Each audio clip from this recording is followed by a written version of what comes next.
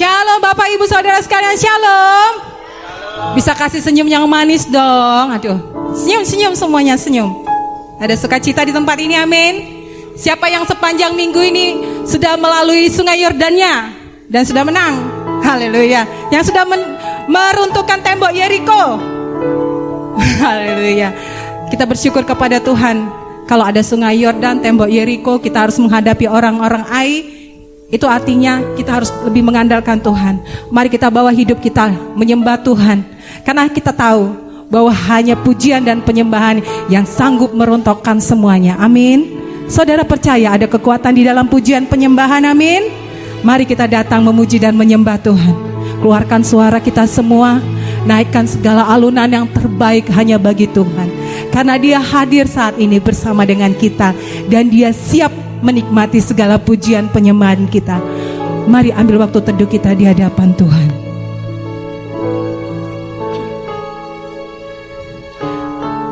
Mari kita tenangkan hati dan pikiran kita di hadapan Bapa.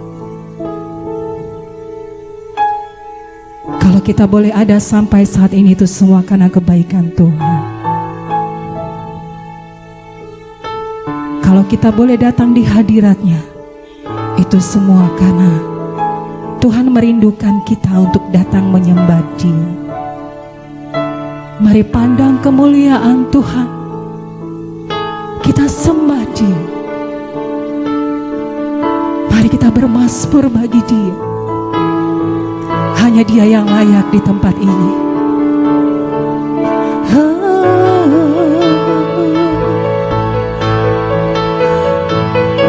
Kami sembah Kau, Jesus.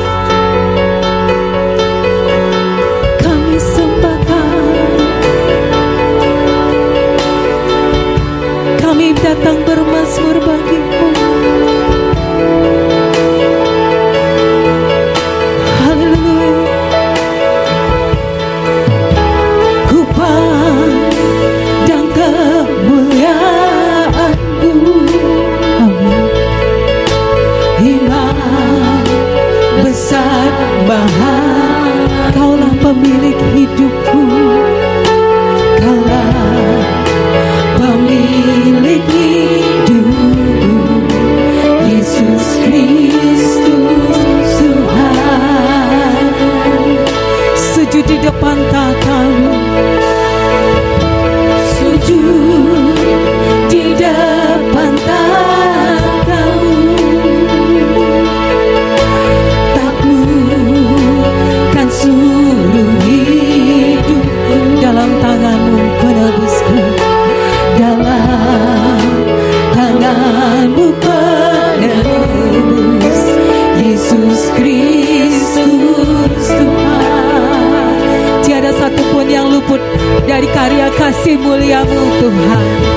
Tiada satupun yang luput dari karya kasih-Mu yang bagi ulang segala pujian, bagi-Mu segala pujian, hormat kemuliaan.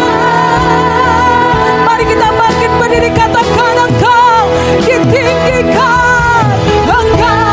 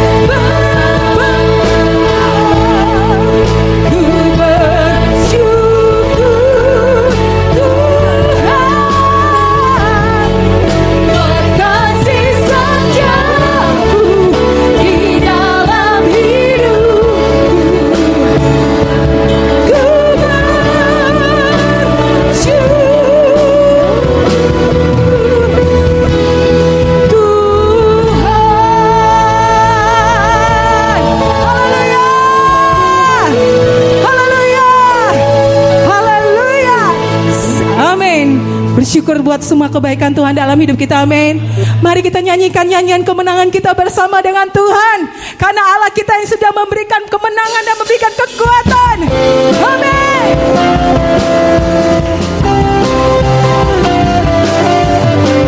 Satu nama yang memberikan kemenangan hanya nama Yesus, Yesus Kristus Tuhan.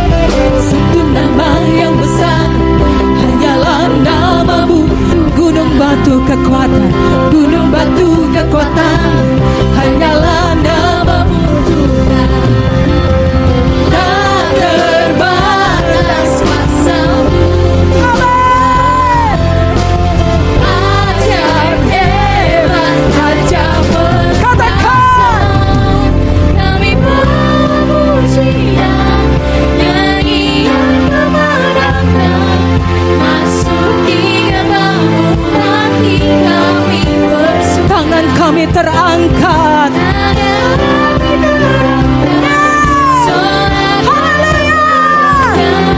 terpujilah nama-Mu Yesus Raja, segala raja.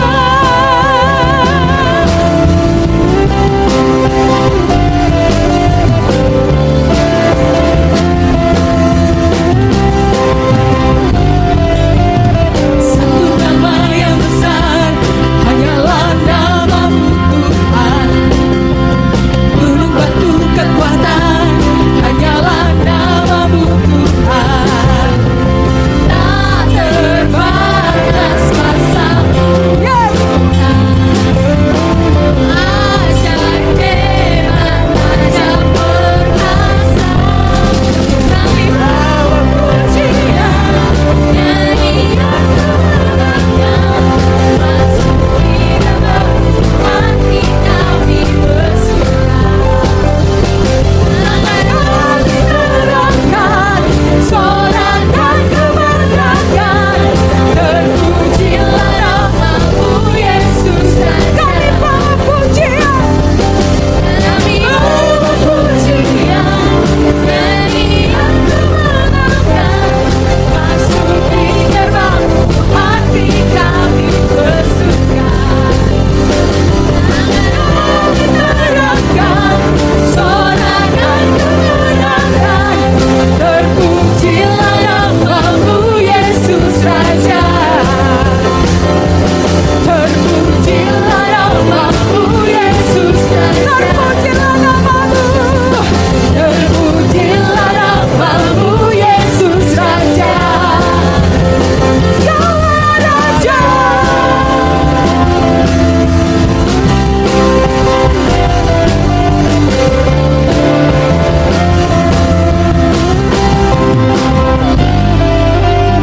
Haleluya. Saudara percaya Yesus bersuka cita atas segala pujian kita, amin. Mari kita sorakan kepada Dia bahwa Dia adalah gunung batu, Dia kekuatan kita, amin. Saudaraku, tidak ada yang indah selain kita ada di dalam hadirat Tuhan, menyembah dan memuliakan nama Yesus. Haleluya. Ini kerinduan kami Tuhan. Satu hal yang ku pinta,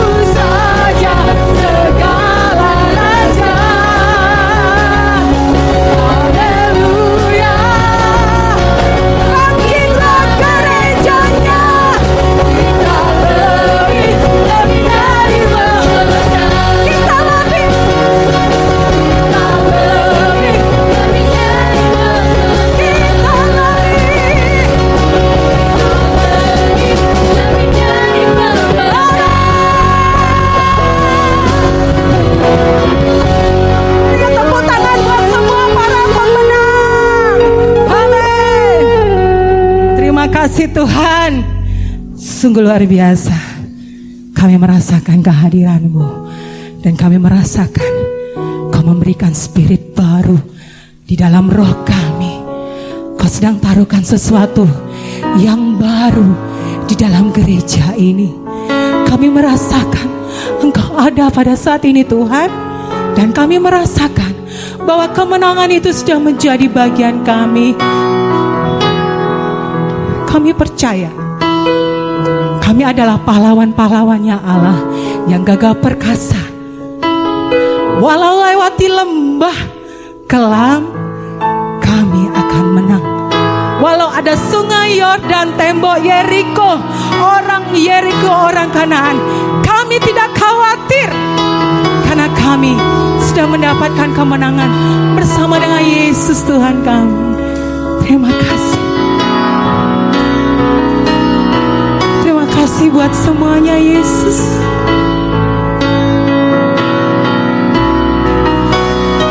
Ku sembah Kau Allahku,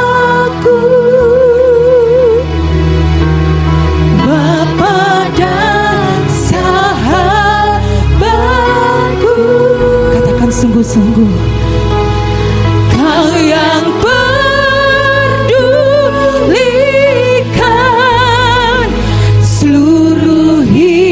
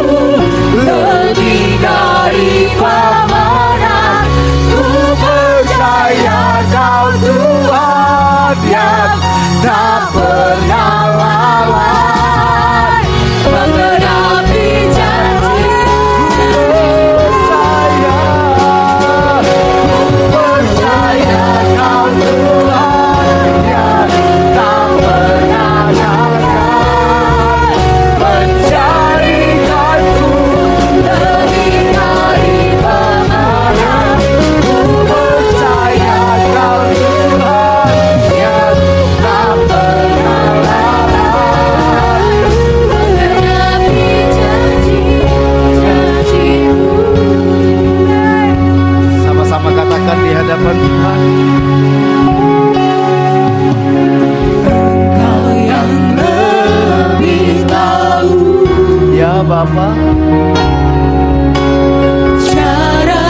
Kau lebih tahu yang terbaik bagi kami. Engkau yang lebih mengerti cara untuk menolong hidupku. Engkau yang lebih tahu Tuhan. Engkau yang lebih tahu. Ya Yesus.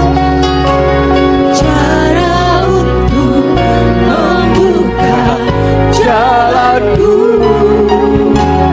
Engkau yang lebih mengerti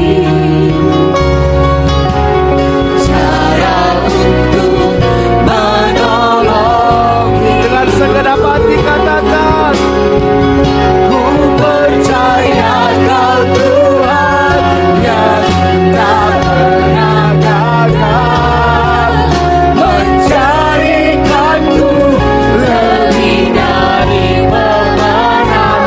Ku percaya Kau Tuhan yang tak pernah lalai, mengenapi janji-janji. Ku percaya Kau Tuhan yang tak pernah gagal, mencarikanku lebih dari pemenang. Ku percaya Kau Tuhan tak pernah lalai, mengenapi janji-janji.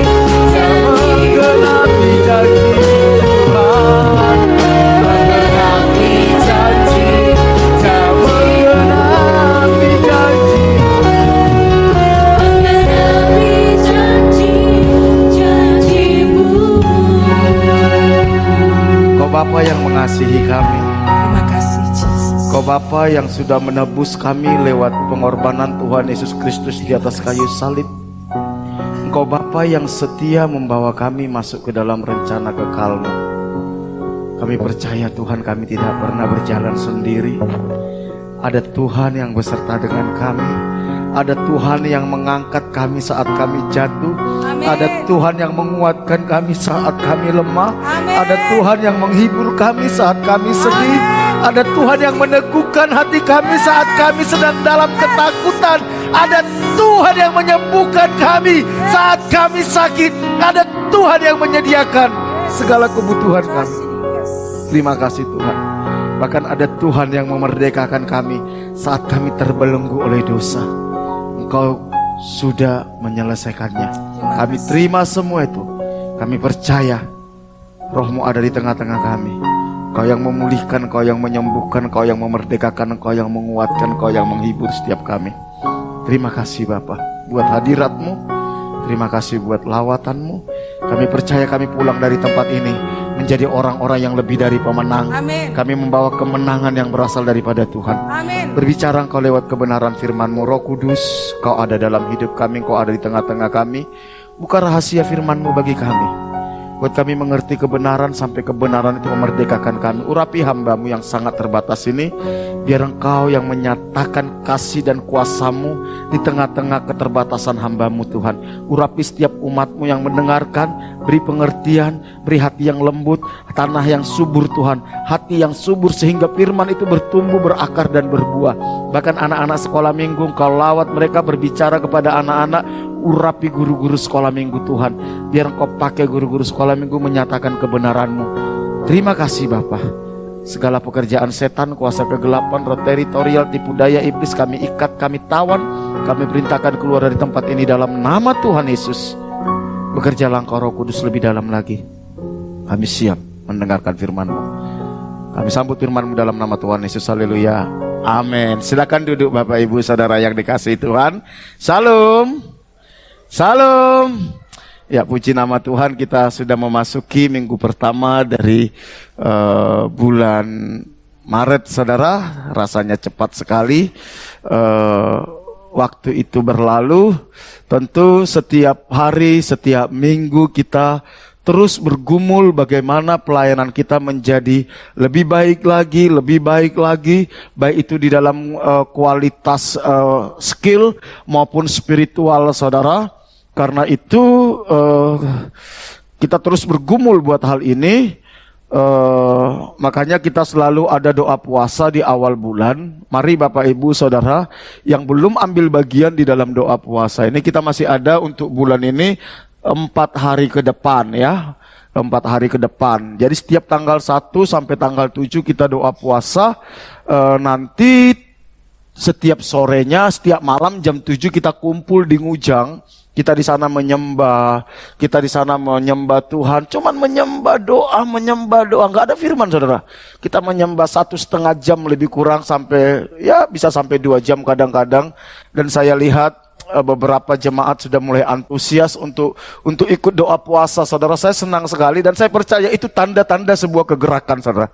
Tanda-tanda sebuah lawatan Tuhan itu adalah Tuhan berikan hati yang lapar dan haus kepada beberapa orang untuk semakin serius mencari Tuhan, semakin serius untuk memberi hidup untuk melayani Tuhan.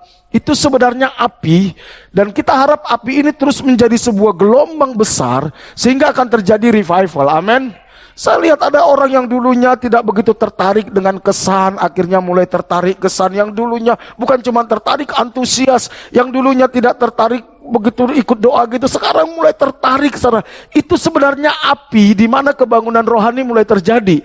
Dan saya berdoa supaya api ini terus ngelinding, saudara. Dan saya percaya tidak lama lagi gereja ini akan mengalami revival. Bukan cuma revival, jemaat akan dipulihkan. Bukan cuma jemaat dipulihkan, orang-orang berdosa di luar akan dibawa Tuhan, datang kepada Tuhan untuk bertobat. Dan lewat gereja ini banyak orang dipulihkan. Amin.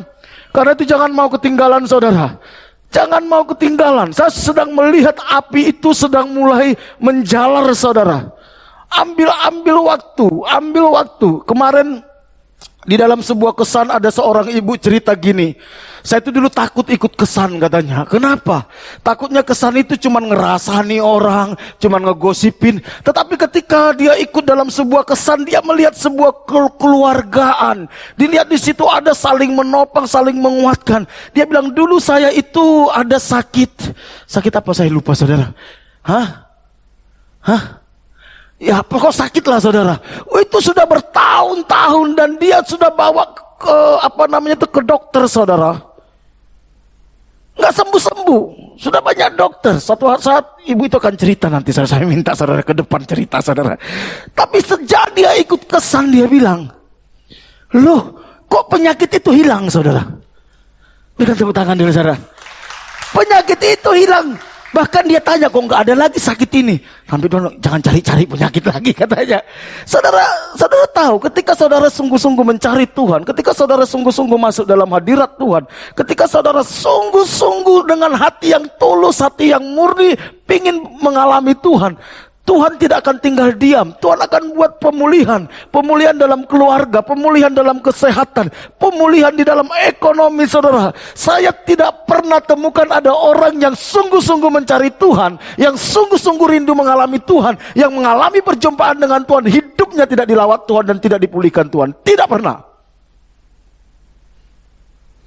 Karena itu, mari. Jangan jadi penonton, saudara. Jangan jadi penonton. Mari kita lebih serius mencari Tuhan. Saya hari-hari ini banyak bergumul meminta Tuhan, kami mau masuk ke dalam sebuah terobosan yang baru di dalam spiritual. Karena hanya itu yang bisa membuat kita bisa menang menghadapi segala tantangan hidup kita. Amin. Karena itu nanti saya minta buat semua para pelayan, buat semua pengurus, tolong nanti habis ibadah jangan langsung pulang. Kita akan nanti ada koordinasi, karena ada banyak hal yang sedang kita rombak, yang sedang kita benahi, saudara, supaya ke depan kita mempersiapkan diri. Tentu Tuhan tidak akan lawat kita kalau kita tidak mempersiapkan diri dan kita tidak serius, saudara. Tuhan lihat keseriusan kita. Kalau kita hanya asal-asalan, nggak mungkin Tuhan lawat, nggak mungkin. Karena Tuhan tidak akan memberikan mutiara ke mulut babi, nggak mungkin. Tetapi ketika kita sungguh-sungguh memikirkan, kita sungguh-sungguh mendoakan, kita sungguh-sungguh bayar harga untuk sebuah kegerakan, maka revival is coming. Amin. Kebangunan rohani itu akan datang. Jadi saya minta nanti, ya paling kita sekitar 30 menit lah paling lama, untuk kita koordinasi, untuk persiapan, untuk menata. Makanya saudara mulai lihat kan, ada yang mulai berubah ya. Ada yang mulai berubah ya, tempat duduknya mulai berubah, mimbarnya mulai berubah, dan ke depan kita terus pikirkan saudara, apa yang lebih baik yang kita lakukan. Kesan juga mulai berubah, itu semua kita gumulkan itu saudara. Untuk apa sih? Kalau terjadi revival, yang untung siapa saudara? Pendeta? Ya pendeta ya untung, tapi jemaat pun akan untung, amin. Jemaat, karena itu nanti kita akan lihat bagaimana supaya kita mengalami kemenangan bersama. Jangan pulang, dan kita akan melihat nanti bagaimana kita pelayanan ke depan. Bapak Ibu, kita masih belajar tentang perjalanan orang Israel setelah mereka memasuki tanah Kanaan. Perhatikan, orang Israel sudah masuk tanah Kanaan, tapi mereka tidak leha-leha saudara. Tidak santai-santai. Justru ketika masuk tanah Kanaan mereka kerja keras saudara. Kita akan belajar dari Yosua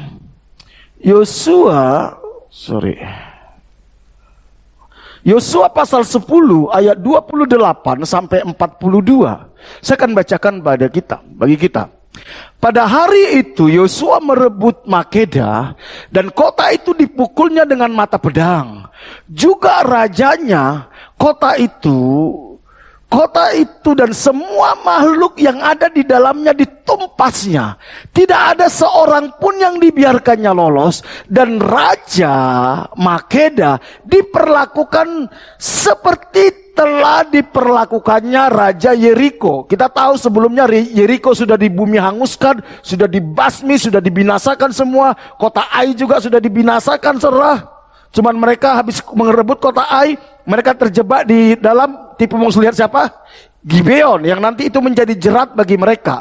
Kemudian Yosua dengan seluruh Israel berjalan terus dari Makeda ke Libna, lalu menyeberangi Libna.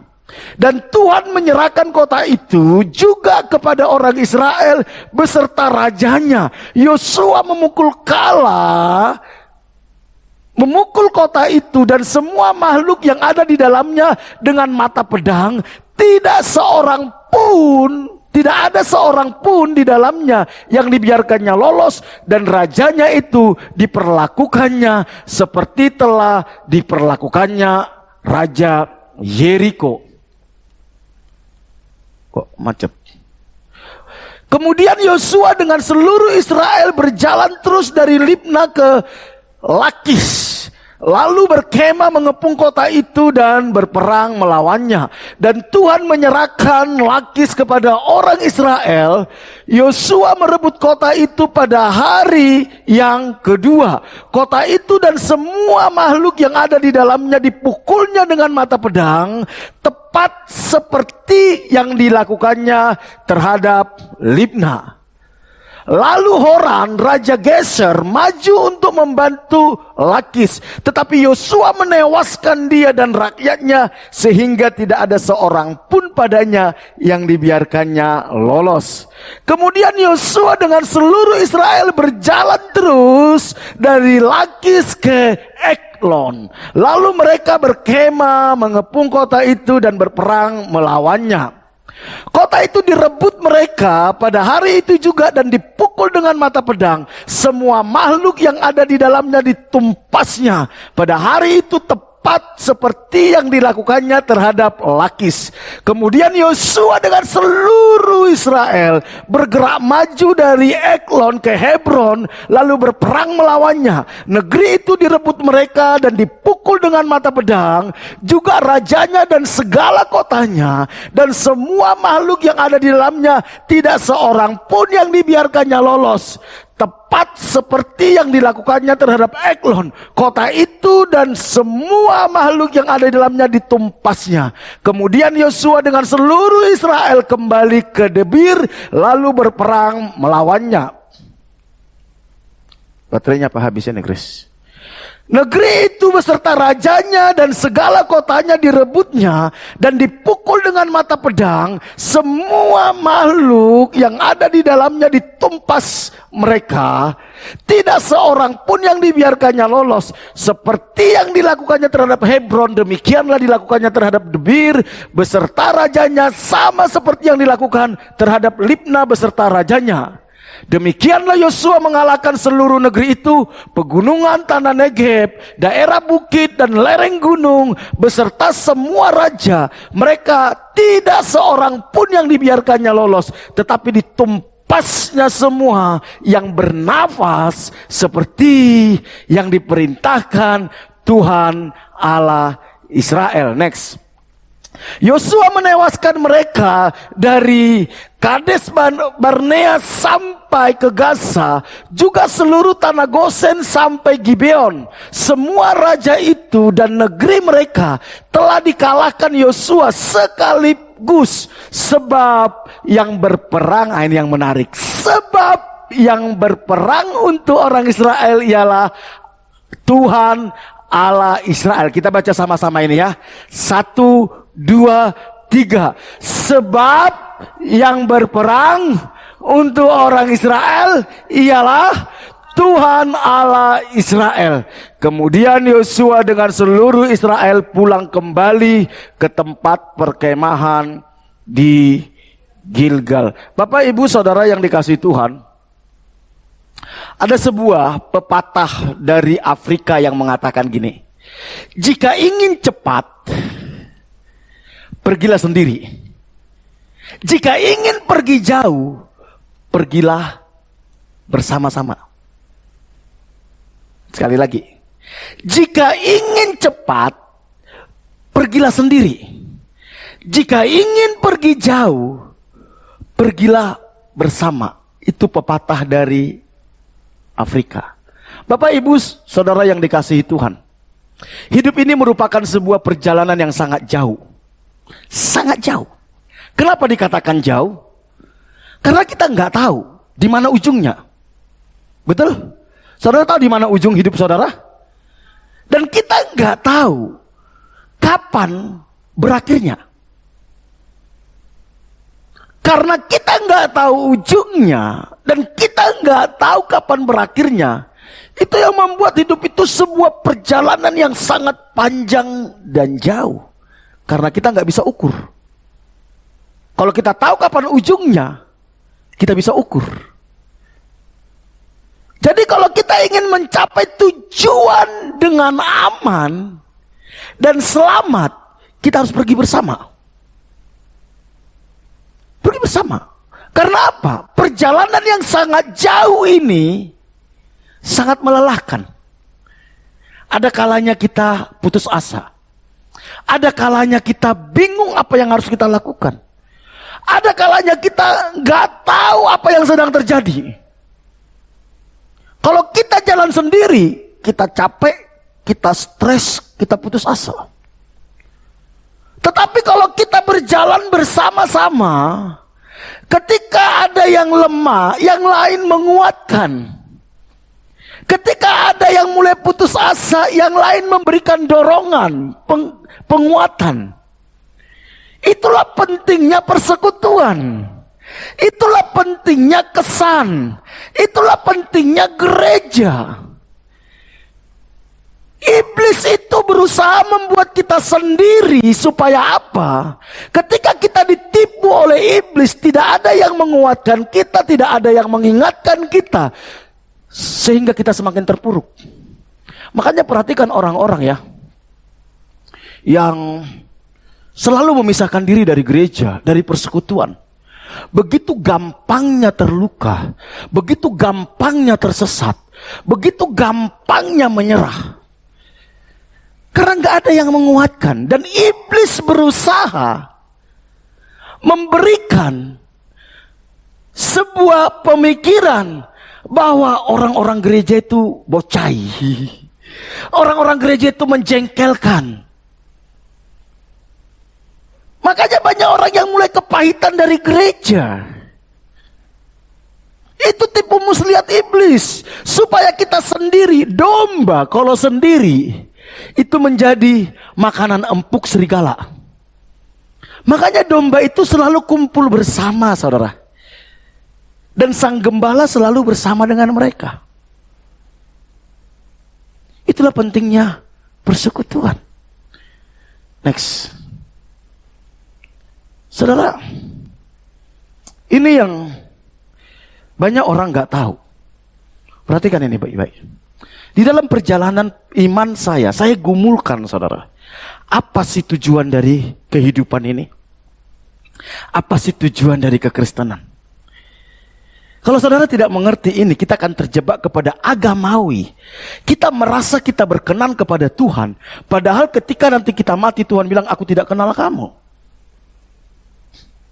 Tujuan utama Tuhan membebaskan orang Israel dari perbudakan Mesir bukan cuma sekedar mereka berpindah tempat dari Mesir ke Kanaan, bukan. Bukan cuma sekedar supaya mereka tidak diperbudak lagi sama Firaun.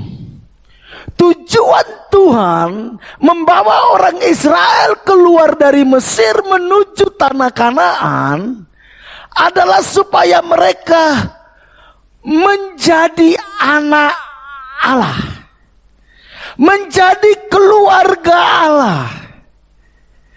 Dan oleh karena itu, mereka harus membinasakan semua penduduk asli yang ada di Kanaan.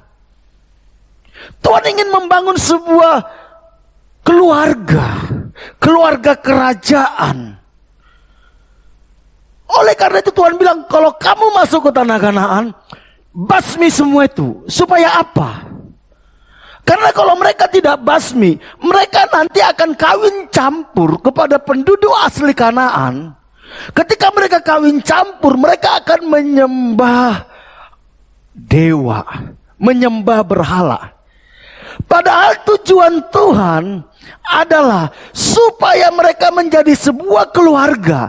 Dan keluarga ini menjadi keluarga yang menyembah Tuhan dan melayani Tuhan. Karena Tuhan mau lewat kehidupan orang Israel, bangsa-bangsa di dunia mengenal Elohim Yahweh. Begitu juga dengan kita. Kalau masih ada dosa yang kita izinkan masuk dalam hidup kita, kita tidak akan pernah bisa menjadi anak-anak Tuhan yang efektif. Next. Ulangan 32 ayat 5-6 dikatakan gini. Ini ungkapan Musa kepada orang Israel. Berlaku busuk terhadap dia, terhadap Tuhan, mereka yang bukan lagi anak-anaknya. Bukan lagi anak-anaknya. Ini berbicara Israel. Dulu mereka anak-anak Tuhan, tetapi sekarang bukan lagi. Yang merupakan noda, satu angkatan yang bengkok dan belat-beliti. Ini orang-orang yang dibinasakan di padang gurun, yang memberontak, yang tidak mengerti apa tujuan Tuhan membebaskan mereka. Mereka berbelat-belit, saudara. Akhirnya mereka tidak lagi menjadi anak Allah dan dibinasakan di padang gurun. Demikianlah engkau mengadakan pembalasan terhadap Tuhan. Hai bangsa yang bebal dan tidak bijaksana. Bukankah ia Bapamu yang menciptakan engkau, yang menjadikan dan menegakkan engkau? Jadi tujuan Tuhan membebaskan mereka dari Mesir adalah supaya Tuhan menjadi bapa mereka dan mereka menjadi anak. Itu tujuan Tuhan. Bukan cuma supaya mereka bisa makan mana, bukan cuma sekedar supaya mereka bisa membelah laut Teberau, berjalan di dasar laut. Bukan. Tapi supaya menjadi keluarga kerajaan Allah. Yang punya nilai-nilai kerajaan Allah. Yang punya tujuan kerajaan Allah. Dan melayani Allah. Next. Saudara, saya pikir hal yang sama berlaku dalam hidup kita. Tujuan Yesus menebus kita bukan cuma sekedar supaya kita beragama Kristen. Ada banyak orang, mereka begitu bangganya beragama Kristen. Tetapi ketika ditanya, kenapa kamu beragama Kristen? Mereka nggak tahu.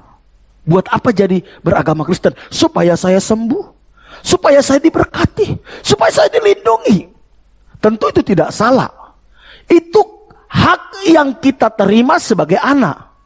Tetapi bukan itu tujuan utamanya. Terlalu mahal pengorbanan Tuhan Yesus Kristus di atas kayu salib kalau kita hanya sekedar beragama Kristen. Terlalu mahal. Tujuan Tuhan Yesus menebus kita supaya kita menjadi keluarga kerajaan Allah yang serupa dengan Yesus, memiliki pikiran, perasaan, kehendak yang sama, tujuan hidup yang sama, selera yang sama dengan Yesus. Dan supaya kita melayani Tuhan dengan baik. Kalau di kitab Ulangan dikatakan gini, supaya mereka beribadah kepadaku dan supaya mereka datang kepadaku. Makanya kenapa harus dimuridkan? Supaya pola pikir kita berubah menjadi pola pikir kerajaan Allah. Supaya tujuan kita berubah menjadi tujuan kerajaan Allah. Supaya selera kita berubah menjadi selera kerajaan Allah. Oleh karena itu, kita harus menaklukkan semua beban dan dosa yang membelenggu hidup kita. Seperti orang Israel menaklukkan bangsa-bangsa lain yang ada di Kanaan. Saudara, jadi ketika kita terima Yesus dibaptis, itu bukan ending. Itu awal dari perjuangan kita untuk kita menaklukkan beban dan dosa.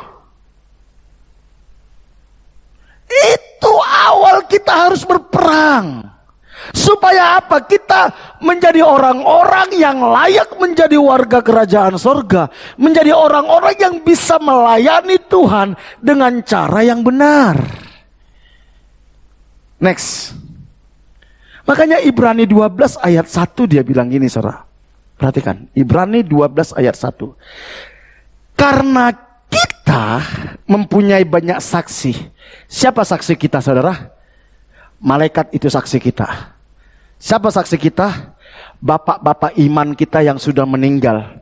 Mereka di sorga, di penantian itu, saudara. Mereka sedang memberikan semangat kepada kita. Ayo terus berjuang. Ayo terus berjuang. Jangan tinggalkan imanmu. Tetap layani Tuhan. Lakukan yang terbaik. Mereka para saksi kita. Karena kita mempunyai banyak saksi bagaikan awan yang mengelilingi. Marilah kita apa, saudara? Menanggalkan semua apa? Beban dan dosa yang begitu merintangi kita. Dan berlomba dengan tekun dalam perlombaan yang diwajibkan bagi kita. Perhatikan, ada 3 kata yang ingin saya bahas. Yang pertama, beban dan dosa. Beban itu belum tentu dosa. Belum tentu. Tentu dosa kita semua sepakat. Oke, dosa harus ditinggalkan.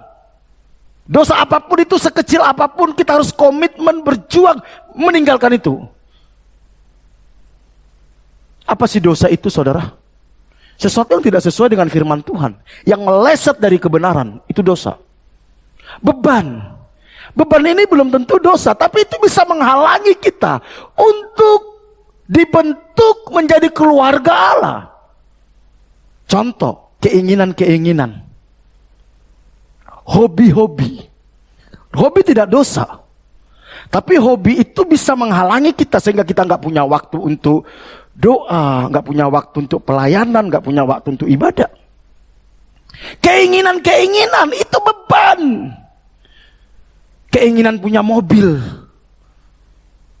karena keinginannya terlalu kuat punya mobil, akhirnya kredit mobil. Karena kreditnya terlalu besar, cicilannya terlalu besar, akhirnya stres. Baca Alkitab udah nggak nyambung, dengar khotbah udah nggak nyambung. Karena yang di otaknya apa? Angsuran, angsuran, angsuran. Jangan ketawa. Betul apa betul? Akhirnya kita nggak peduli apa kehendak Tuhan, itu beban. Makanya Tuhan bilang, cukupkanlah dirimu dengan apa yang ada. Asal ada makanan dan pakaian cukup. Karena apa? Begitu kita dikuasai keinginan daging, keinginan mata, keangkuhan hidup, itu menjadi beban yang membuat kita nggak bisa bergerak, yang membuat kita nggak bisa mengerti kehendak Tuhan, yang membuat kita gagal dalam proses itu, saudara. Akhirnya karena kejar tayang cicilan, saudara, harusnya waktu kesan nggak bisa kesan karena harus cari setoran. Yang harusnya ibadah akhirnya nggak ibadah. Pertemanan itu bisa jadi beban. Pertemanan, pacar bisa jadi beban. Makanya saya pertama kali bertobat, saudara. Begitu saya bertobat, nggak sampai 1 minggu, Tuhan bilang gini, putus pacarmu. Waduh, bayangkan saudara, anak remaja Tuhan suruh putus pacar. Saya dulu nggak ngerti, saudara. Saya nggak ngerti. Tapi saya belajar taat. Saya belajar taat. Oh, ternyata saya lihat teman-teman saya yang sibuk pacaran. Aduh, mau pelayanan, mumet. Adalah yang dicurigai pacarnya lah. Adalah yang diajak ke sana sama pacarnya lah. Setelah saya putus pacar, pendeta saya bilang gini. Saya kan dulu ikut jujitsu, saudara. Saya ikut bela diri jujitsu. Pendeta saya bilang gini, tinggalkan jujitsumu, atau kamu gak pernah pelayanan, katanya. Waduh, saya bilang, beli bajunya mahal ini. Sampai bela-belain gak makan. Tapi hati ingin melayani Tuhan kuat. Jujitsu gak penting. Apalagi yang tinggalkan, hobi-hobi yang lain, teman-teman. Biasanya teman-teman itu malam minggu ngajak nongkrong di mall, hari minggu ngajak jalan-jalan. Maklumlah anak remaja, wajar. Tapi saat itu Tuhan bilang, tinggalkan mereka. Atau kamu tidak pernah melihat prosesku dalam hidupmu. Waduh, teman-teman bilang kamu sombong, kamu egois. Tapi saya bilang, gak apa-apa. Sampai saya pernah mengeluarkan sebuah statement kepada teman-teman saya, lebih baik saya kehilangan kalian daripada saya kehilangan Tuhan, saya bilang. Saudara, beban itu kelihatannya memang gak dosa, tapi itu menghalangi kita untuk bertumbuh. Itu bagian dari tanah Kanaan. Orang-orang yang ada di Kanaan yang menyeret kita. Tentu tidak semua harus kita menyendiri, ndak, saudara. Selama itu tidak menghalangi pertumbuhan rohanimu, selama itu tidak menghalangi engkau melayani Tuhan, gak apa-apa. Atau bisa jadi temanmu itu menjadi sarana untuk kau penginjilan, akhirnya engkau menjangkau mereka. Tapi jangan seperti teman saya. Kak, saya pengen menjangkau dia. Malah dia yang dijangkau, saudara. Repot kalau kayak gitu. Saudara, Tuhan itu sangat mengasihi kita. Tuhan sangat mengasihi kita. Tuhan sudah sediakan yang terbaik bagi kita.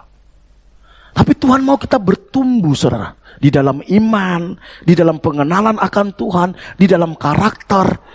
Semakin pertumbuhan iman kita sehat, pertumbuhan karakter kita sehat, maka Tuhan akan percayakan semakin banyak hal dalam hidup kita. Apakah karunia, apakah pelayanan, apakah berkat materi, itu sejalan. Kita nggak bisa mengharapkan Tuhan berkati kita secara materi yang berlimpah, tetapi karakter kita kacau, iman kita lemah. Kalau itu yang Tuhan lakukan, itu berbahaya. Karena apa? Kita akan sombong rohani. Kita akan menjadikan diri kita jadi Tuhan, mengatur banyak orang, bila perlu mengatur pendeta. Makanya harus bertumbuh, saudara. Kita nggak perlu bertanya kapan Tuhan tolong saya, kapan Tuhan selesaikan masalah saya, kapan Tuhan berkati saya berlimpah-limpah. Nggak perlu. Begitu Tuhan lihat kualifikasinya sudah masuk, dengan sendirinya Tuhan akan berikan. Pasti Tuhan berikan. Itu yang Tuhan kerjakan dalam hidup orang Israel.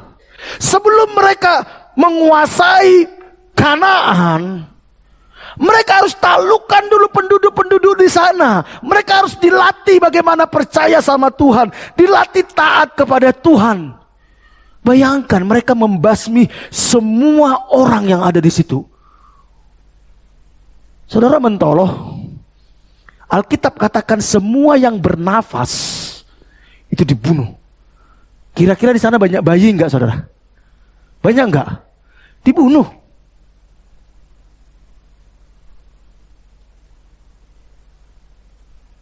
Ditinggalkan semua, supaya apa?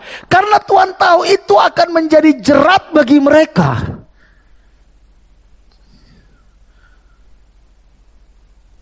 Saudara,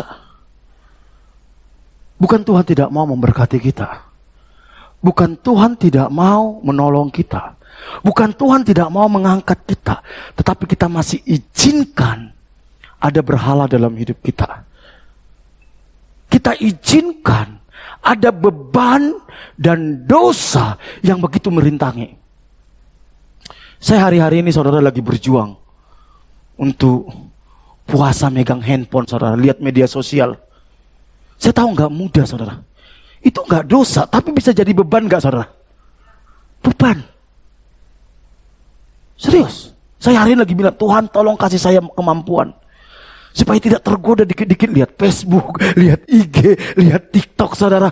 Aduh, sampai nggak lihat Tuhan itu jadi kurang tertarik, saudara.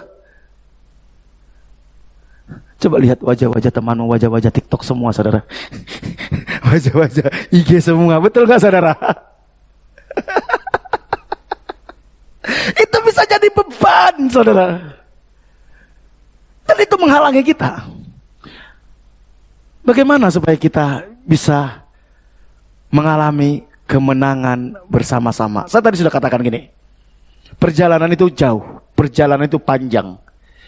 Kita harus berjalan bersama. Gak bisa sendiri. Gak bisa sendiri. Saudara sendiri, saudara masuk dalam perangkap kuasa kegelapan dan dipermainkan oleh kuasa kegelapan. Pasti itu. Kita harus berjalan bersama-sama. Makanya ada kesan, ada ibadah, ada pemuritan, supaya kita bisa berjalan bersama. Bagaimana caranya? Supaya kita mengalami kemenangan bersama. Saudara coba lihat orang Israel ya. Tuhan berjanji kepada mereka bahwa semua orang Israel ini akan masuk ke tanah Kanaan. Betul? Tetapi saudara tahu, semua orang yang keluar dari Mesir, yang umur 20 tahun saat keluar dari Mesir, itu ada jumlahnya 600.000 laki-laki. 600.000 laki-laki. Belum perempuan dan anak-anak. Dan saudara tahu, itu semua dibinasakan. Dan mereka tidak masuk ke tanah Kanaan. Padahal Tuhan janji semua masuk ke tanah Kanaan. Perhatikan. Tuhan janji sama kita, setiap kita. Kita ini orang yang diberkati Tuhan. Kita ini orang yang dipakai Tuhan menjadi berkat bagi banyak orang. Semua kita. Tapi faktanya, kita lihat, tidak semua. Apakah Tuhan mengingkari janji? Tidak. Tentu perjanjian kita dengan Tuhan hanya tergenapi kalau kita sama-sama sepakat. Bersama-sama. Karena itu, belajar dari apa yang dilakukan oleh Yosua dan orang Israel ketika mereka membasmi bangsa-bangsa yang ada di sekitar Kanaan. Saya temukan minimal ada 3 yang perlu kita pelajari, saudara. Yang pertama, setiap kita harus masuk dalam peperangan rohani bersama. Tidak seorang pun dari kita yang dipanggil untuk menjadi penonton. Coba back. Perhatikan ini. Karena kita mempunyai banyak saksi bagaikan awan yang mengelilingi kita, marilah kita menanggalkan semua beban dan dosa yang begitu merintangi kita dan berlomba dengan tekun dalam apa? Perlombaan yang apa? Diwajibkan bagi kita. Begitu saudara terima Yesus, menyerahkan hidup kepada Tuhan, ada sebuah perlombaan iman yang diwajibkan. Semua kita. Tidak ada yang jadi penonton. Tentu di dalam sebuah perlombaan, saudara. Apakah perlombaan lari? Perlombaan lembing, apa saja. Yang berhak mendapat hadiah adalah peserta. Dan itu pun peserta yang menang. Penonton bayar tiket. Bayar tiket. Hanya peserta dan yang menang yang masuk dalam pertandingan yang dapat hadiah. Kalau saudara ingin dapat hadiah, dapat upah, masuk dalam pertandingan iman. Masuk dalam kegerakan Tuhan. Kalau engkau jadi penonton, engkau bayar harga. Jadi kalau ada orang, kapan Tuhan tolong saya, kapan Tuhan berkati saya, kapan Tuhan pulihkan? Gak mungkin. Karena kita penonton. Ada sebuah perlombaan yang diwajibkan. Next. Dan kita harus sama-sama, saudara. Sama-sama. Ibarat orang pelari maraton itu, saudara. Ya, pelari maraton. Saudara tahu, ada level pertama, kedua, ketiga, keempat. Semua pelari ini harus melakukan yang terbaik. Betul? Semua harus melakukan yang terbaik. Kalau ada misalnya pelari ini ada berapa ya kalau lari maraton itu ya? 3 atau 4 orang ya? Kalau ada misalnya 4 orang di dalam satu tim, 3 orang bekerja keras, 1 orang santai-santai, mereka menang gak? Menang gak? Tetap kalah. Oleh karena itu kalau kita ingin melihat jemaat ini berkemenangan, gereja ini berkemenangan, seluruh jemaat ini dipulihkan dan diberkati Tuhan, mari kita semua bersama-sama masuk dalam pertandingan iman, ambil bagian di dalam pertandingan iman ini untuk menyatakan kemuliaan Tuhan di kota ini, untuk memberkati kota ini, untuk memenangkan kota ini. Perhatikan, ada satu kalimat yang berkali-kali tadi dicatat, dan kalimat itu sama, dikatakan gini, kemudian Yosua dengan seluruh Israel, tidak ada yang ketinggalan. Nanti saudara lihat di ayat 29, ayat 31, ayat 34, ayat 36, ayat 38, ayat 43. Semua kalimatnya sama. Yosua dengan seluruh Israel. Tidak ada yang bilang, udahlah, itu urusan pemimpin lah. Oh, itu urusan pelayan lah. Itu bukan urusanku. No. Kita harus sama-sama bergerak. Ini penting, saudara. Ketika saudara ada yang tidak mau bergerak, engkau menjadi penghalang kemenangan tim. Ketika kita hanya jadi penonton, maka kita akan menjadi penghalang kemenangan tim. Next. Saat kita tidak melakukan apa yang seharusnya kita lakukan, maka kita sedang merusak rencana besar Allah. Kita merusak, saudara. Karena kita di sini seambasadornya Tuhan, utusan-utusannya Tuhan untuk memenangkan kota ini. Supaya kota ini mengenal Kristus, percaya kepada Yesus dan diselamatkan. Gak bisa kerja cuman pendeta, full timer, para pelayan, no semua. Tentu setiap kita punya bagian masing-masing. Ada bagian doa, ada bagian lapangan, ada bagian mimbar, tapi temukan apa menjadi bagianmu. Jangan jadi penonton. Saudara, banyak orang melihat ini hal yang biasa. Padahal ini sangat serius, saudara. Saudara, saya pernah bertanya gini. Tuhan, kenapa sih orang yang punya 1 talenta itu dihukum Tuhan? Next. Coba kita lihat Matius pasal 25. Nanti saudara baca semua itu tentang talenta. Tapi saya hanya fokuskan beberapa ayat. Dia katakan gini, ayat 25, ayat 26, habis itu ayat 28 sampai 30. Kita tahu di situ ada kisah bahwa tuannya itu akan pergi dan dipanggil hamba-hambanya.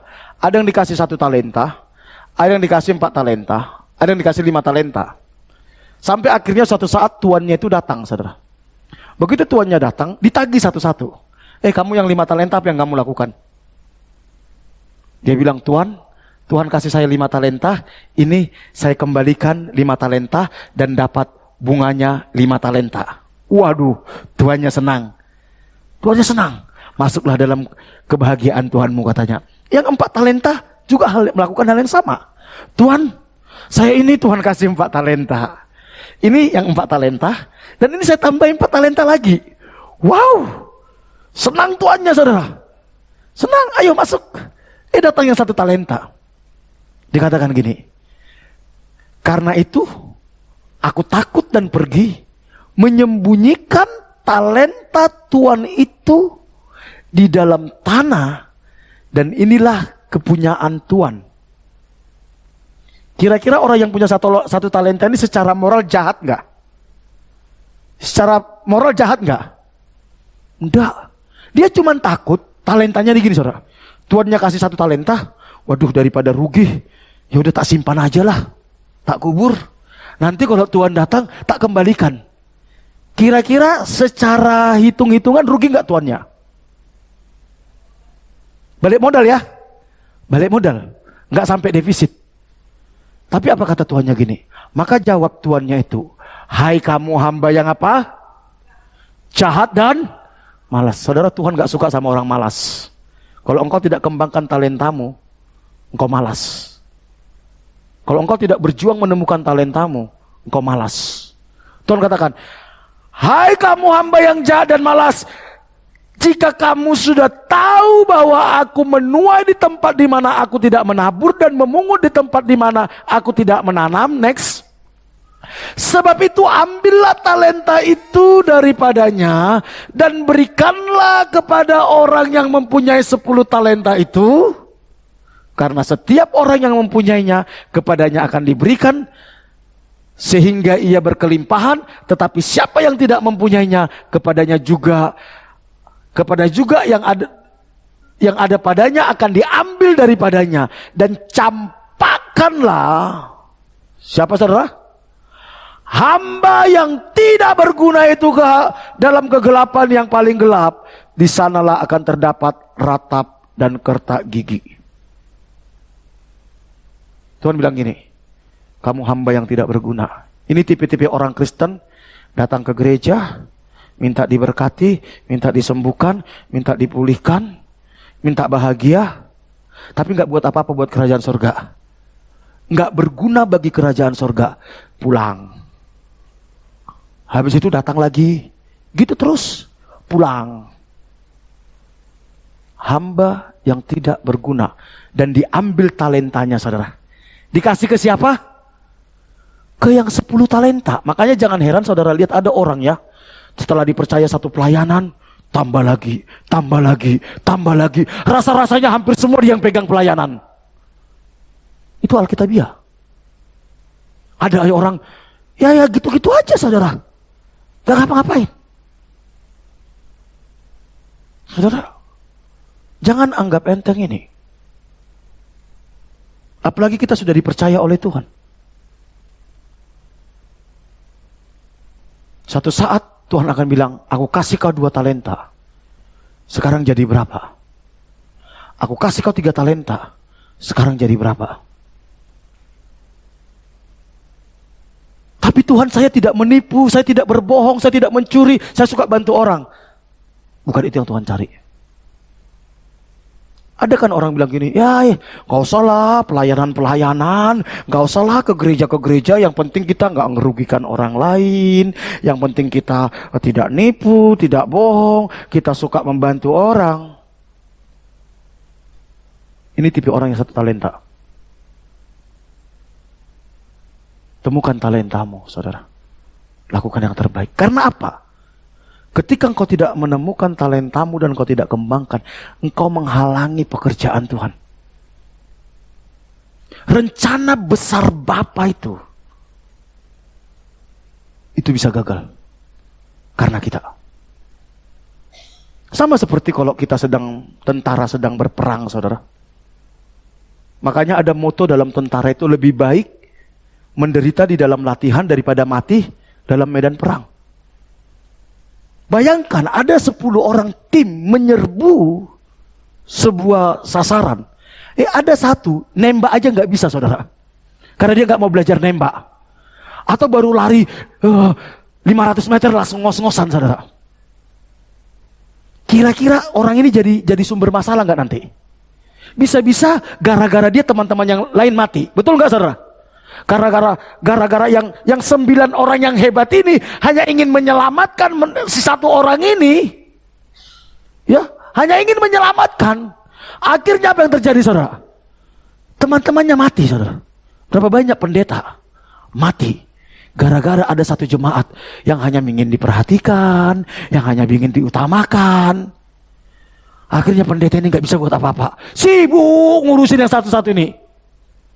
Katakan kiri kananmu, bro, jangan kau buat pendeta lu mati, bilang. Dikit-dikit baperan, dikit-dikit, aduh, harus dia yang diurusi terus. Yang lain, akhirnya gak bisa apa-apa, saudara. Makanya orang yang punya 1 talenta ini jahat, saudara. Jahat dia. Makanya Tuhan bilang, ini hamba gak berguna, buang ke neraka nih. Dia secara moral gak jahat loh. Secara moral gak jahat loh. Dia gak ngerugiin siapa-siapa loh. Next. Yang pertama tadi apa, saudara? Duh, ini bisa diganti gak? Cukup mengganggu kalau gak. Tolong dong baterainya. Ayo. Oke. Harusnya diperhatikan itu. Saudara, mari kita bergerak bersama-sama. Mari. Karena kalau saudara gak mau bergerak, yang rugi apa? Pekerjaan Tuhan. Proyeknya Tuhan. Saudara, ada banyak kesalahan fatal. Orang bilang gini, mereka pikir bahwa gereja itu milik pendetanya, saudara. No. Gereja itu milik Tuhan. Gereja di mana saja. Pendeta itu cuma manajer.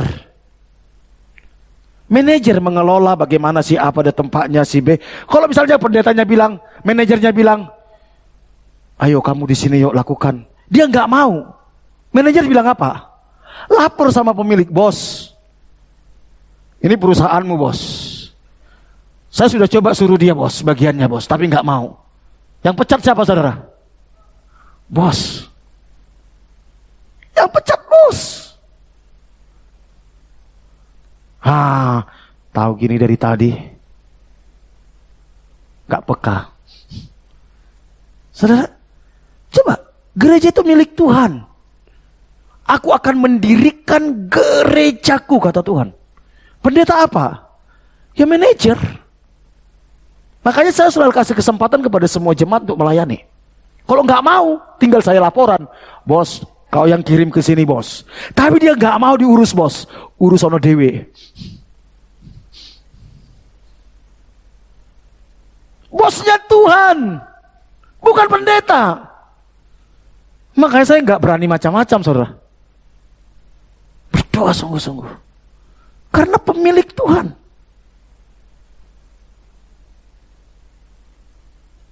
Yang kedua, yang pertama tadi apa, saudara? Setiap kita harus masuk dalam peperangan rohani. Jadi katakan kiri kananmu, bro, stop jadi penonton, bilang, ayo terjun ke lapangan, bilang.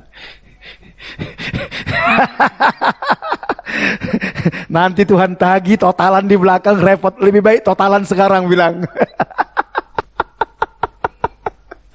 Apalagi saudara dikasih Tuhan talenta banyak, saudara kemelinti, waduh itu celaka, saudara. Tuhan kasih saudara talenta banyak, Alkitab katakan diberi banyak, dituntut banyak. Oke, yang kedua, saudara, ketaatan merupakan kunci kemenangan, saudara.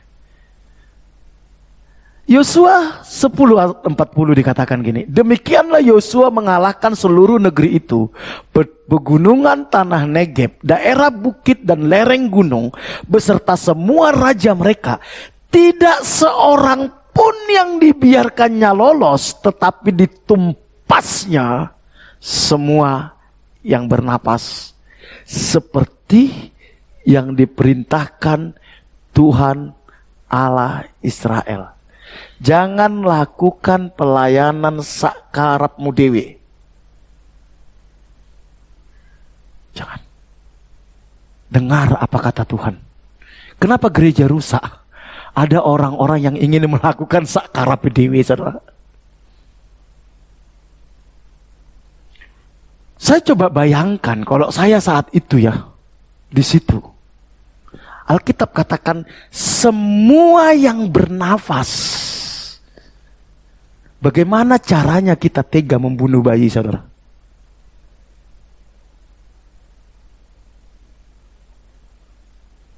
Waduh, itu. Tapi Tuhan bilang, binasakan. Karena mereka sudah terlalu jahat menyembah berhala. Basmi. Kadang kebenaran itu menyakitkan, saudara. Tapi yang Tuhan cari itu ketaatan, saudara. Ketaatan. Kadang kita ketika melakukan ketaatan kepada Tuhan, kita mengorbankan perasaan kita. Mengorbankan ego kita. Mengorbankan ambisi kita. Tapi pertanyaannya, maukah kita taat? Karena itu yang membuat kita hidup berkemenangan. Tentu zaman sekarang kita tidak membunuh saudara orang-orang non-Kristen, bukan. Tetapi kita harus membunuh ambisi-ambisi kita. Membunuh sesuatu yang kita anggap penting dan berharga dan kita tahu Tuhan tidak suka itu, tinggalkan. Kita harus bunuh, gak boleh lagi dia menguasai kita. Mungkin hobi-hobi kita. Kita harus bunuh demi ketaatan saya kepada Tuhan. Ketika saya memutuskan ke Tulung Agung, saudara, saya sama istri punya moto. Dan moto itu sampai sekarang kami masih pegang. Apa itu, saudara? To be nothing. Kita siap untuk tidak jadi apa-apa dan tidak punya apa-apa, asal Tuhan yang suruh. To be nothing. Menjadi tidak siapa-siapa. Dan saya tahu itu enggak mudah. Saat ego kita disentuh, saudara, aduh rasanya. Tapi karena Tuhan, saya mau taat, Tuhan. Saat harga diri kita disentuh, saudara, waduh. Dan untuk menghancurkan itu, Tuhan suruh kami nampung-nampung orang. Yang semua orang-orang yang kami tampung ini kepala batu, saudara. Sudah kita urusin hidupnya, bencek no pisan. Tapi disitulah to be nothing itu berlaku, saudara. Maukah kita taat? Sekalipun itu berat. Karena hanya itu yang menjadi rahasia kemenangan kita, saudara. Hanya itu, saudara. Kalau saya memikirkan rasa nyaman, saudara, saya nggak mau bangun pagi-pagi jam 4, saudara. Jam 4 kirimin ibadah harian. Habis itu doain jemaat. Kadang tidur jam 1 pagi, bangun jam 4. Tapi Tuhan bilang, lebih penting rasa nyamanmu atau lebih penting kehendakku? Lebih penting rasa nyamanmu atau egomu daripada kehendakku? Kalau kita merasa diri kita lebih penting, kita akan sulit melihat kemenangan demi kemenangan. Sulit. Apa yang harus engkau taklukkan dalam dirimu, saudara? Yang kau harus basmi? Kepahitanmu kah? Kekecewaanmu kah? Ketakutanmu kah? Iri hatimu kah? Kesombonganmu kah? Mari kita tempas itu, saudara. Baru kita bisa melihat kemenangan demi kemenangan, saudara. Yang terakhir, kemenangan kita merupakan anugerah Tuhan, saudara. Bukan karena hebat, kuat, gagah kita, saudara. Yosua 10 ayat 42 dikatakan, semua raja ini dan negeri mereka telah dikalahkan Yosua sekaligus. Sebab apa, saudara? Yang berperang untuk orang Israel ialah Tuhan Allah Israel. Asal engkau taat, Tuhan yang berperang. Asal engkau taat, engkau lihat bagaimana usahamu naik sendiri, bisnismu naik sendiri. Asal engkau taat, engkau akan melihat anak-anakmu akan bertumbuh dewasa, takut akan Tuhan, dan mereka menemukan masa depannya sendiri. Asal engkau taat, masalahmu satu-satu diselesaikan oleh Tuhan. Bahkan asal engkau taat, orang-orang yang membenci engkau, Tuhan akan bawa kembali untuk menjadi sahabatmu. Asal engkau taat. Karena bukan kita yang melakukannya, tetapi Tuhan yang mengerjakannya bagi kita. Karena Dia yang memberikan kemenangan. Amin. Sahabat di sini ingin melihat kemenangan demi kemenangan dalam hidupnya. Amin. Mari saudara, izinkan Tuhan bekerja dalam hidupmu. Jangan terlalu andalkan kekuatanmu. Jangan andalkan logikamu. Jangan andalkan relasi-relasimu, saudara. Kalau mereka bantu itu oke. Itu anggaplah Tuhan yang mengirim mereka. Tapi yang mengerjakan itu Tuhan, saudara. Tuhan. Kenapa saya setiap menyanyikan lagu Kau bukan Tuhan yang melihat rupa, Kau bukan Tuhan yang memandang harta, hati hamba yang selalu Kau cari, biar Kau temukan di dalamku. Saya selalu air mata saya jatuh. Kenapa? Setiap saya menyanyikan lagu itu, saya dibawa Tuhan kepada memori hidup saya 25 tahun yang lalu, di mana saya hanya seorang gembel, pengamen jalanan. Saya orang yang gak bisa apa-apa. Saya bukan siapa-siapa. Kalau saya bisa sampai saat ini sekarang, itu karena Tuhan yang mengerjakan. Kepintaran saya gak pinter. Talenta saya nyaris gak punya. Saya cuma bilang sama Tuhan gini, Tuhan, aku gak punya apa-apa saat saya bertobat, saudara. Nyanyi saya gak bisa, ngomong di depan gini saya gemetaran, musik saya gak bisa. Bayangkan, pelayanan pertama saya itu icebreaker di dalam kesan. Game, permainan. Untuk pimpin icebreaker saya harus doa puasa 3 hari. Saking saya gemetarnya. Karena saya gak tahu apa-apa, gak bisa apa-apa. Tapi saat itu saya bilang sama Tuhan, Tuhan, aku hanya punya hati hamba yang mau taat dan setia. Saya gak punya apa-apa. Aku hanya punya hati hamba. Apapun yang Kau suruh aku mau. Setelah saya dimuridkan, saya mulai gulung-gulung kabel. Bagian sound system. Seperti Christian, 8 tahun saya gulung-gulung kabel. 8 tahun. ngeset alat musik, ngeset kursi. 8 tahun angkut-angkut sound system. Karena kita ibadah 2 kali 1 minggu di tempat yang berbeda. Saya lakukan dengan sukacita. Saya anggap ini talenta dari Tuhan. Akhirnya saya mulai memberanikan diri masuk dalam tim pendoa syafaat. Karena hanya itu yang bisa ngomong banyak tapi tidak gemetaran. Tutup mata soalnya, dan semua orang tutup mata. Saya ikut doa syafaat, saudara. Habis itu apa, saudara? Saya antar jemput jemaat. Gak punya SIM, gak pernah megang mobil. Saya belajar sendiri sampai nabrak pohon. Demi supaya bisa melayani. Bolak-balik ke tilang polisi. Demi bagaimana orang bisa ke gereja. Saya antar jemput pakai L300. Masih ada saksi hidup Kak Deki. Habis itu saya mulai belajar ngajar pemuritan, pimpin kesan. Habis itu saya mulai khotbah, mulai merintis gereja. Dari nol. Tapi ketika kita punya hati hamba yang mau taat dan berkata, Tuhan lakukan apa yang kau pandang baik. Saya melihat, oh begini toh, begini toh, begini toh. Mari saudaraku, setiap kita penting di hadapan Tuhan. Kalau sampai Tuhan bawa kita ke tempat ini, itu Tuhan yang bawa dan Tuhan mau pakai kita. Jangan kubur talentamu. Berdoa sungguh-sungguh, lakukan yang terbaik bagi Tuhan.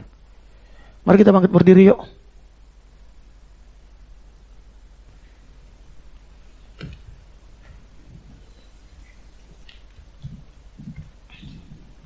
Ku percaya Kau Tuhan yang tak pernah gagal. Ku percaya Kau Tuhan yang tadi. Saudara, Tuhan mengasihi kita, saudara. Tahukah saudara, dari 1,2 juta orang yang ada di Tulung Agung ini, ada 1,2 juta orang Tulung Agung ini, saudara. Dan orang Kristen lebih kurang 12.000. Artinya cuma 1% orang Kristen. Saudara menjadi salah satu bagian orang-orang pilihan Tuhan. Itu artinya engkau spesial. Spesial. Ada banyak orang di luar sana yang jauh lebih baik, lebih kaya, lebih bertalenta daripada kita, tapi mereka tidak punya kesempatan mengenal Kristus. Tapi saudara dikasih kesempatan menjadi anak-anak Allah, keluarga kerajaan Allah. Terima kasih Tuhan. Ku percaya Kau Tuhan yang tak pernah gagal, menjadikanku lebih dari pemenang. Ku percaya Kau Tuhan yang tak pernah lalai, menggenapi janji. Aku percaya, ku percaya Kau Tuhan yang tak pernah gagal, menjadikanku lebih dari pemenang. Ku percaya Kau Tuhan yang tak pernah lalai, menggenapi janji-janji-Mu. Saudara, tahukah saudara bahwa engkau terlalu penting bagi Tuhan? Kau spesial bagi Tuhan. Jangan nilai dirimu terlalu rendah sehingga engkau merasa tidak layak.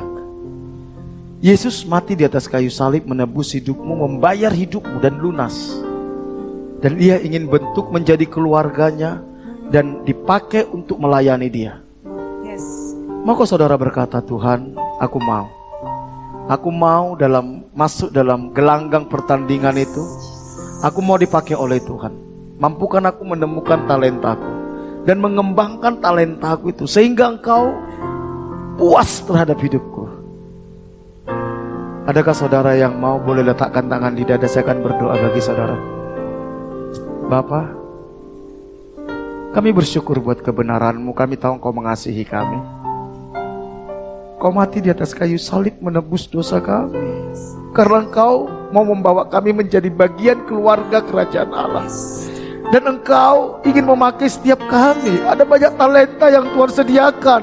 Ada banyak potensi yang Tuhan sediakan bagi anak-anak-Mu.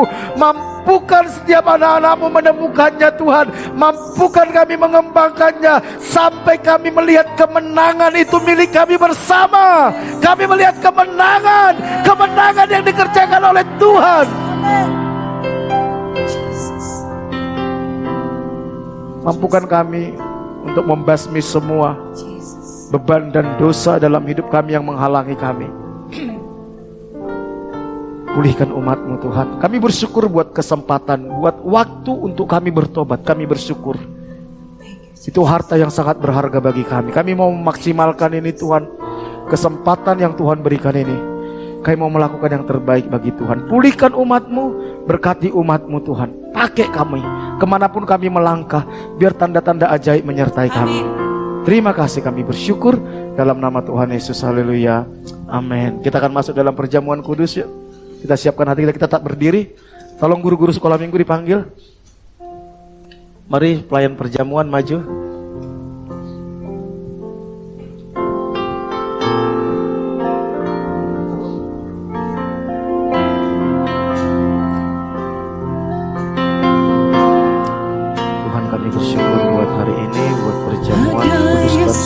Roti dan anggur menjadi tubuh dan darah Yesus. Layakan kami Tuhan melakukan perjamuan dalam ada Yesus yang selalu mengerti.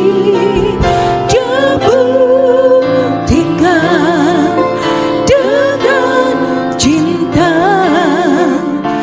Dia berikan nyawanya bagi kita.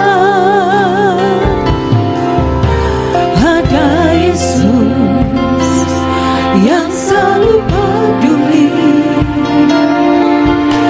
ada Yesus yang selalu mengerti. Dia buktikan dengan cinta. Dia berikan nyawanya bagi kita. Oh Yesus, mati bagiku,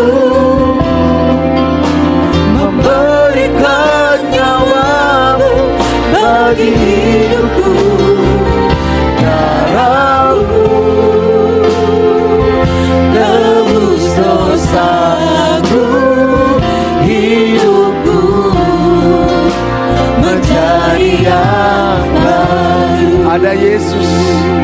Jangan takut saudara ya. Ada Yesus yang peduli. Ada Yesus yang selalu peduli. Ada Yesus. Ada Yesus yang selalu mengerti. Dia buktikan dengan cinta. Dia berikan nyawanya bagi kita. Panggil namanya. Oh Yesus, mati bagiku, memberikan nyawamu bagi hidupku. Darahmu tebus dosaku, hidupku. Yang belum dapat boleh angkat tangan. Menjadi yang oh Yesus, oh Yesus, mati bagiku, memberikan nyawamu bagi hidupku. Darahmu. Yang belum dapat boleh angkat tangan supaya pelayan bisa melayani hidupku. Memberikan oh Yesus, oh Yesus, mati bagi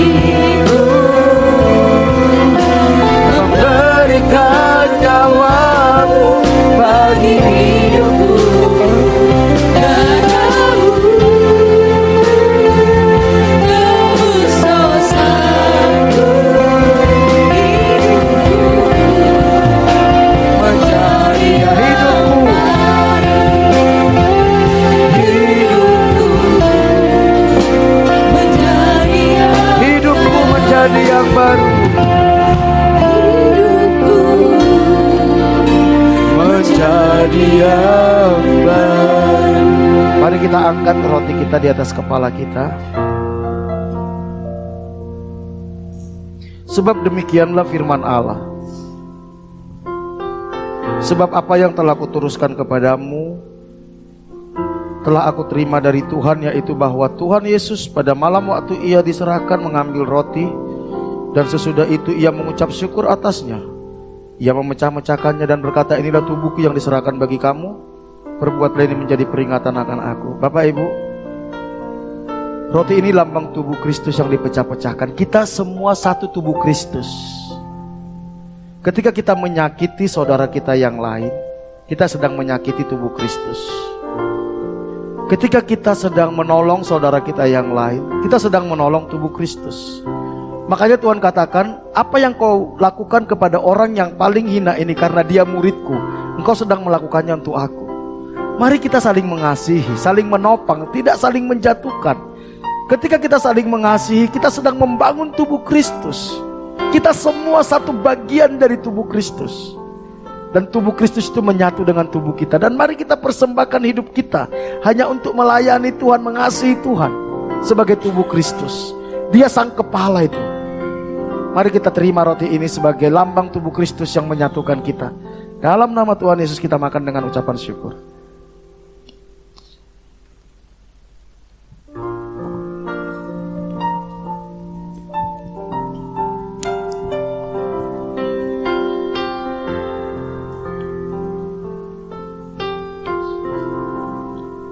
Kita angkat cawan kita yuk. Demikian juga ia mengambil cawan sesudah makan, lalu berkata, cawan ini adalah perjanjian baru yang dimateraikan oleh darahku. Perbuatlah ini setiap kali kamu meminumnya menjadi peringatan akan aku. Sebab setiap kali kamu makan roti ini dan minum cawan ini, kamu memberitakan kematian Tuhan sampai ia datang. Saudara, perjanjian baru sudah dilakukan. Kita hidup karena kasih karunia Tuhan. Kita diselamatkan karena kasih karunia Tuhan. Pengorbanan darah Yesus di atas kayu salib yang menyucikan dosa kita. Karena itu, layanilah Tuhan. Karena kita sudah dibeli dengan darah yang mahal, nyawanya. Jangan lagi pakai tubuh kita menjadi hamba dosa, tapi biar menjadi hamba kebenaran. Mari kita minum dengan ucapan syukur dalam nama Tuhan Yesus. Amin.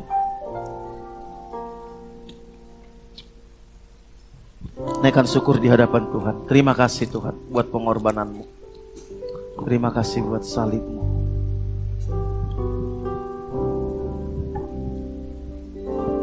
Hatiku rindu melihat kemuliaan-Mu.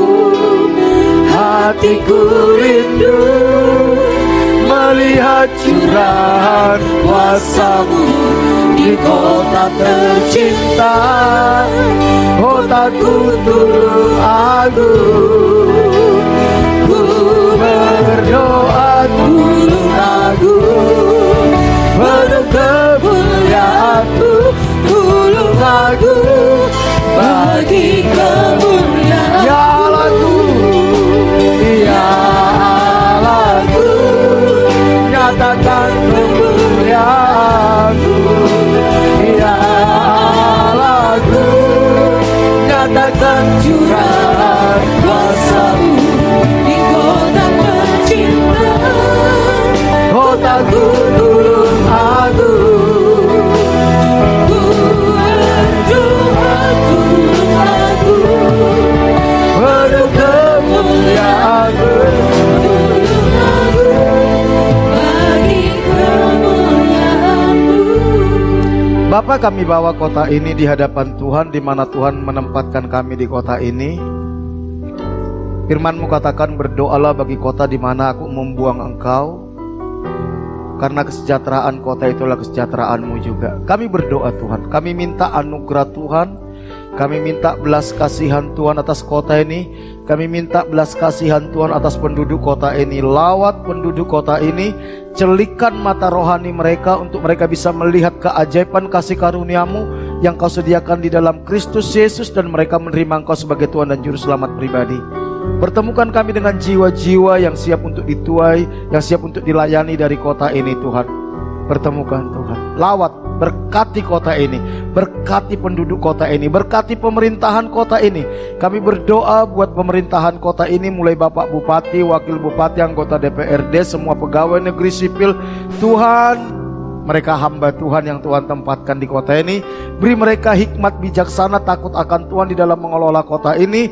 Engkau yang bekerja memimpin mereka dalam setiap kebijakan-kebijakan mereka. Segala kebijakan mereka yang tidak sesuai dengan kehendak Tuhan, Tuhan gagalkan. Segala rancangan orang jahat atas kota ini digagalkan dalam nama Yesus. Segala kecurangan yang ada di pemerintahan Tuhan yang membongkar dengan caranya Tuhan. Berkati kota Tulungagung, berkati ekonomi Tulungagung. Semua usaha di kota ini yang tidak bertentangan dengan firman Tuhan, Tuhan buat berhasil. Tuhan buat terobosan semua usaha di kota ini yang merusak moral kota ini, biar digagalkan dalam nama Yesus. Berkati anak-anak Tuhan yang ada di pemerintahan, biar mereka bisa menjadi berkat.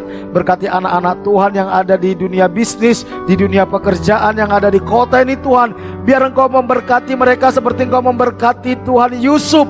Biar lewat anak-anakmu ini nama Tuhan dipermuliakan. Biar lewat anak-anakmu ini kota ini diberkati Tuhan. Terima kasih, kami bersyukur. Kami serahkan gereja Tuhan, umat Tuhan, hamba-hamba Tuhan yang ada di kota ini semua tanpa terkecuali. Tuhan pulihkan kami supaya kami bisa menjadi berkat bagi kota ini Tuhan. Biar lewat gerejamu, umat Tuhan, hamba-hamba Tuhan, nama Tuhan dimuliakan. Kami bersyukur buat ibadah kami pada hari ini. Kami percaya Tuhan hadir di tengah-tengah kami. Tuhan melawat kami, Tuhan memulihkan kami, Tuhan memberkati kami. Kami sungguh bawa kehidupan kami sepanjang minggu ke depan ke dalam anugerah Tuhan. Hamba-Mu berdoa buat seluruh jemaat-Mu Tuhan. Perlindungan Tuhan yang sempurna atas seluruh umat-Mu. Lindungi dari panah api si jahat, tipu muslihat iblis, dari serangan kuasa kegelapan, dari mara bahaya, kecelakaan, virus-virus, sakit penyakit, dari keinginan-keinginan yang jahat. Bawa kami sepanjang minggu ini semakin mengenal Engkau, taat dan setia kepada Engkau, melakukan kehendak Bapa. Berkati kami sepanjang minggu ini Tuhan. Berkati setiap rumah tangga, hubungan suami istri, orang tua dengan anak, sesama saudara. Kasih dan kebenaran memerintah dalam setiap rumah tangga. Pulihkan kesehatan umat-Mu. Jemaat yang sakit Tuhan sembuhkan dalam nama Yesus. Biar mereka mengalami kuasa kesembuhan. Berkati usaha pekerjaan umat-Mu. Apapun yang mereka kerjakan sepanjang minggu ke depan, Tuhan buat berhasil, Tuhan buat terobosan, Tuhan buat mujizat. Tuhan bukakan tingkap-tingkap langit, curahkan berkat-Mu, halaukan belalang pelahap dari umat-Mu Tuhan. Berikan hikmat, ide, kreativitas kepada umat-Mu dalam bekerja dan berusaha. Tolong mereka dalam segala pergumulan masalah mereka. Buka jalan bagi mereka, cukupi kebutuhan mereka. Bahkan anak-anak kami Tuhan yang sekolah, lindungi dari pergaulan yang salah, dari nilai-nilai dunia yang tidak sesuai dengan kebenaran firman Tuhan, dari keinginan-keinginan yang jahat. Berkati mereka dengan hikmat, bijaksana, kecerdasan yang berasal daripada Tuhan.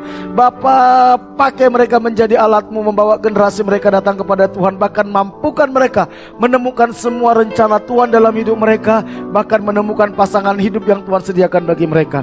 Terima kasih Bapa. Kami serahkan kehidupan kami sepanjang minggu ke depan, biar kami bisa menjadi berkat. Berkati Pak Bambang, Bu Bambang, pemilik tempat ini beserta semua keluarga besarnya. Lindungi mereka dari panah api si jahat, tipu muslihat iblis, dari serangan kuasa kegelapan, dari mara bahaya, kecelakaan, virus-virus, sakit penyakit, dari keinginan-keinginan yang jahat. Bawa hati mereka semakin mengenal Engkau, takut akan Tuhan, hidup benar di hadapan Tuhan. Berkati rumah tangga, hubungan suami istri, hubungan mereka dengan anak cucu menantu. Kasih dan kebenaran memerintah dalam rumah tangga mereka. Pulihkan kesehatan mereka, anak cucu menantu, semua keluarga besarnya Bapa. Mengasihi Tuhan, menghormati Tuhan, takut dan gentar akan Tuhan, hidup benar di hadapan Tuhan. Jangan biarkan mereka binasa di dalam dosa mereka. Berkati semua perusahaan dan karyawan yang Tuhan percayakan kepada Pak Bambang dan Bu Bambang dimanapun berada. Sepanjang minggu ini Tuhan buat terobosan, Tuhan buat mujizat, Tuhan buka jalan atas masalahnya. Berikan hikmat, ide, kreativitas, takut akan Tuhan kepada semua karyawannya. Berkati semua karyawannya, berkati Barateni. Terima kasih. Kami bersyukur saatnya kami akan menerima berkat yang berasal daripada Tuhan. Mari jemaat yang dikasih Tuhan, kita angkat tangan kita. Jemaat yang dikasih Tuhan, Tuhan menyertai kita. Tuhan tidak pernah meninggalkan kita. Jangan takut, jangan gentar, percayalah kepada Tuhan. Taatlah kepada Dia. Karena itu pulanglah Terimalah berkat daripada Allah Bapa. Diberkatilah engkau pada waktu masuk, diberkatilah engkau pada waktu keluar, diberkatilah buah kandunganmu, diberkatilah adonanmu, diberkatilah bakulmu, diberkatilah hasil tanganmu. Apapun yang kau kerjakan dengan tanganmu, Tuhan akan buat berhasil. Diberkati engkau di kota, di desa, di gunung, kemanapun engkau pergi, tanda-tanda ajaib menyertai engkau. Engkau akan naik dan tidak akan menjadi turun. Engkau akan menjadi kepala dan bukan menjadi ekor. Anak cucumu akan perkasa di bumi. Engkau akan disebut sebagai orang yang beruntung dan berbahagia, dan lewat hidupmu akan banyak orang menerima berkat yang berasal daripada Tuhan. Jika engkau hari ini sungguh-sungguh mendengarkan suara Tuhan Allah yang kusampaikan kepadamu dan engkau setia melakukannya, berkat-berkat ini akan menjadi milikmu. Karena itu pulanglah, terimalah berkat daripada Allah Bapa, kasih karunia dari Tuhan kita Yesus Kristus, penghiburan dan kekuatan dari Roh Kudus mulai hari ini sampai Tuhan Yesus datang kedua kali. Dalam nama Tuhan Yesus, setiap kita yang diberkati sama-sama katakan amin. Berikan tepuk tangan, berikan salam satu dengan yang lain. Kami memuji